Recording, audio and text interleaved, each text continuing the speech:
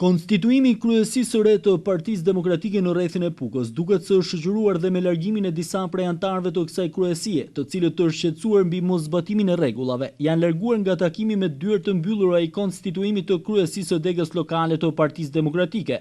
Kreu i komunës së Gjegjenit, antar i kryesisë së Partisë Demokratike që prej vitit 96, Nduhe Cara, bëri të ditur se largimi i tij dhe i 3 kolegëve të tij, Gzim Vata, kryetari i komunës së Ball, Hilkola, kreu i komunës Qafmali dhe Fatmir Bala, kreu i komunës së Qelzës, ka ardhur për shkak të shkeljeve të hapura të statutit të Partisë Demokratike.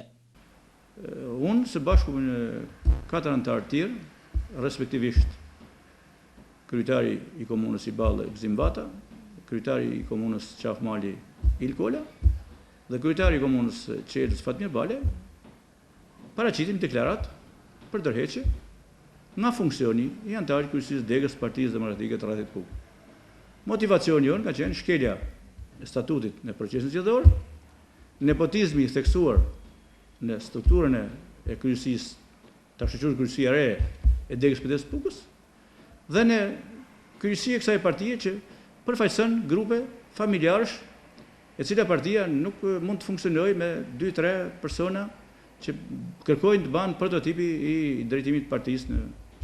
në këtë situatë, aq më tepër kur ne tash jemi në opozitë. Nduhe Cara, interesimit të medias, nëse do ishte sërish pjesë e Partisë Demokratike, ju përgjigj se dorëheqja është bërë nga kryesia dhe jo nga partia. Dhe do mbetemi absolutisht antar të Partisë Demokratike, do të kontribuojmë mbi bazën e normat dhe programit që ajo ka, do të jemi gjithmonë aktiv për gjithë jetën tonë, dhe asnjëherë nuk të dyshojmë vetë dhe as publiku as kur mos dyshojë dhe strukturar, sepse ne devijuam në këtë rast, por ne devijuam vetëm nga devijimi dhe manipulimi i procesit zgjedhor.